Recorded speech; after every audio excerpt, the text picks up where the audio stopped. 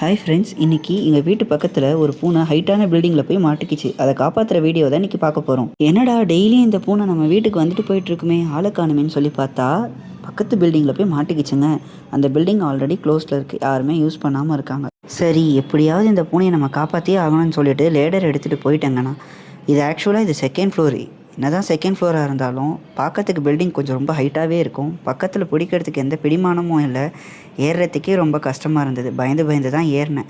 இருந்தாலும் பாவம், இது ஆல்ரெடி 2 டேஸாக இங்கே மாட்டியிருக்கு. 2 நாளாக இது வரவே இல்லை. எப்படியாவது இதை காப்பாற்றியே ஆகணுன்றதுக்காக எப்படியோ ட்ரை பண்ணேன். எப்போவுமே ஆபத்தில் இருக்கிற விலங்குகள் கொஞ்சம் கோவமாக தான் இருக்கும். அதுவும் பூனை சடான்னு கீறி விட்டுரும். ஸோ அதனால தான் இதை பார்த்து நிதானமாக ஏறி அதுக்காக வெயிட் பண்ணி அதை பயப்படாமல் அதை தடவி கொடுத்து அதுக்கப்புறம் நிதானமாக அதை கழுத்தை பிடிச்சி தூக்கினேன். எப்போவும் பூனைங்களை பொறுத்த வரைக்கும் நம்ம கழுத்தை பிடிச்சி தூக்கிட்டா அதால் அசைய முடியாது. ஸோ அதை நிதானமாக தூக்கி இறக்குனேங்க. கீழேயும் என்னால் விட முடியல. போய் விழுந்த கால் ஏதாவது ஆகிடுமோன்னு பயந்துட்டு இருந்தேன். ஆல்ரெடி இந்த பூனை ப்ரெக்னெண்ட்டாக வேறு இருக்குது.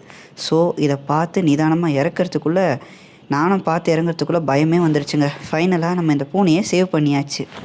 அல்ஹம்துலில்லாஹ், இப்படியே பூனையே காப்பாற்றியாச்சு.